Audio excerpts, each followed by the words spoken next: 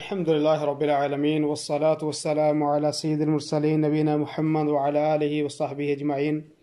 جیسے کہ آپ جانتے ہیں کہ آج سے ہم انشاءاللہ علامہ نووی رحمہ اللہ کی کتاب اربعین نووی جو ان کی کتاب ہے اس کے متعلق جو ہے روزانہ کی بنیاد پر اس کی احادیث کا ترجمہ اور مختصر اس کی تشریح جو ہے کیا کریں گے۔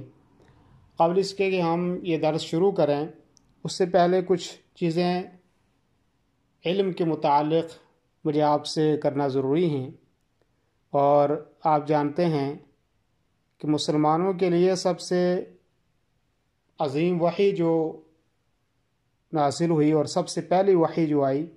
وہ لفظ اقرا سے شروع ہوتی ہے، جس کا مطلب ہے پڑھنا، اور اس میں ہمیں پڑھنے کا حکم دیا گیا اور تعلیم سیکھنے اور سکھانے کا حکم دیا گیا ہے۔ اور احادیث میں بہت ساری جگہ اللہ کے رسول صلی اللہ علیہ وسلم نے ہمیں علم سیکھنے کی طرف ہماری توجہ دلائی ہے۔ آپ علیہ الصلوۃ والسلام نے فرمایا من سلک طریقا یلتمس فیہ علما سہل اللہ لہ بہ طریقا الی الجنہ، کہ جو آدمی علم کے حصول کے لیے کوئی راستہ چلتا ہے تو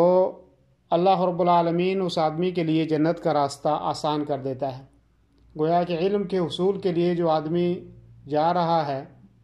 گویا کہ وہ جنت کے راستے کی طرف جا رہا ہے۔ یہ حدیث بھی اس بات پر دلالت کرتی ہے کہ علم سیکھنے اور سکھانے کا بہت بڑا مقام اور مرتبہ ہے، اور علم شرعی جو ہے سیکھنا تو ہے ہی ہے۔ اللہ رب العالمین نے قرآن میں فرمایا فَاعْلَمْ أَنَّهُ لَا إِلَهَ إِلَّا اللَّهُ، یہاں اس سے مراد بھی علم ہے، یعنی وہ علم جس سے اللہ رب العالمین کی معرفت حاصل ہو۔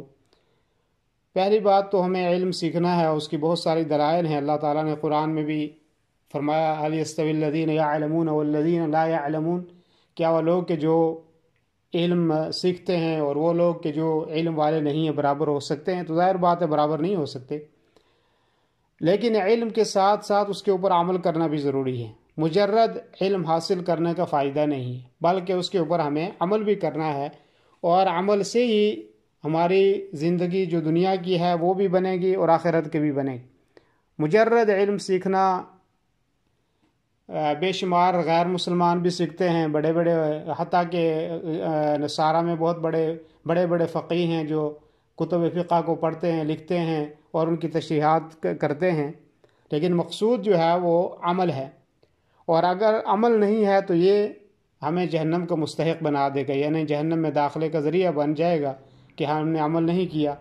اور اللہ تعالیٰ نے قرآن میں بھی اس چیز کی مذمت کی کہ آپ ایسی بات کیوں کہتے ہو کہ جس کے اوپر آپ خود عمل نہیں کرتے ہو۔ تو علم ایک ہتھیار ہے کہ جو دنیا میں بھی ہمارے لیے نفع بخش ہے اور آخرت میں بھی، لیکن عمل اس کے اوپر جو ہے وہ ضروری ہے۔ طالب علم کے لیے ضروری ہے کہ وہ آدمی نیت کو درست کرے۔ ہمارے یہاں بیٹھنے کا مطلب، یہاں سیکھنے کا یا دین کے مجلس میں بیٹھنے کا مقصد ہی ہے کہ ہم اللہ کو خوش کریں، اور اللہ رب العالمین کو خوش کرنے کے لیے اور اس کی رضا کے لیے ہمیں علم حاصل کرنا چاہیے اور سیکھنا چاہیے۔ اس سے مراد دنیاوی مقاصد نہیں ہونے چاہیے، اور ورنہ ہم میں سے کتنے لوگ ہیں، بہت سارے لوگ علم سیکھتے ہیں، سکھاتے ہیں، پڑھتے ہیں، لکھتے ہیں، اور ہر ایک کی نیت الگ الگ ہوتی ہے۔ کچھ اس نیت سے آتے ہیں کہ مجھے سیکھنا ہے اور اس پر عمل کرنا ہے اور لوگوں تک پہنچانا ہے، تو وہ حقیقت میں ایک بہت بڑا اپنا مقصد لے کے آتے ہیں۔ لیکن کچھ ایسے بھی ہیں جو آتے ہیں، بیٹھتے ہیں، چلے جاتے ہیں، ان کا کوئی مقصد نہیں ہوتا اور وہ نامراد ہو کے جاتے ہیں۔ تو اس لیے آپ جب بھی یہاں پہ آئیں علم حاصل کرنے کی نیت سے آئیں، اور اس نیت سے بھی آئیں کہ ہم نے اس کے اوپر جو ہے عمل بھی کرنا ہے، اور اللہ رب العالمین نے اور یہ بھی کہیں کہ علم کا جو جہل ہے، جہالت ہے، یہ ایک اندھیرا اور تاریکی ہے، تاکہ یہ ہمارے اوپر سے ختم ہو جائے